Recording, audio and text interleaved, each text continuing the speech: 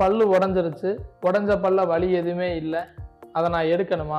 யூஸ்வலாக இது என்ன அப்படின்னா, முன்னாடி பல்லாக இருந்தால் நம்ம உடனே ட்ரீட்மெண்ட் பண்ணிடுவோம். ஏன்னா சிரிக்க எல்லாத்துக்குமே கஷ்டமாக இருக்கும். உடனே அதுக்கு ஏதோ ஒன்று பண்ணி அந்த பல்லை நல்லாக்கி நம்ம சிரிக்கிறதுக்கு யூஸ் பண்ண ஆரம்பிச்சிருவோம். இதே கடவாப்பல் ஏதாவது தெரியாமல் ஏதோ கடிச்சு உடஞ்சிருச்சுன்னா நம்ம அதை பெருசாக மீன் பண்ணிக்க மாட்டோம். ஏன் அப்படின்னா நமக்கு வலி எதுவும் இல்லை அப்படிங்கிறதுனால.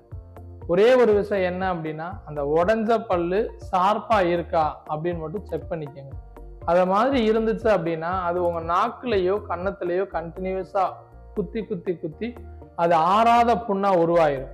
ஸோ பல்லு உடஞ்சிருச்சு அப்படின்னா அதனால தொந்தரவு வருமா வராதாங்கிறத முதல்ல உங்க டென்டிஸ்டை பார்த்து கன்சல்ட் பண்ணிட்டு, அதனால தொந்தரவு எது வராது அப்படின்னா நீங்க அதை ரீப்ளேஸ் பண்ணாது எல்லாமே உங்களுடைய விருப்பம்.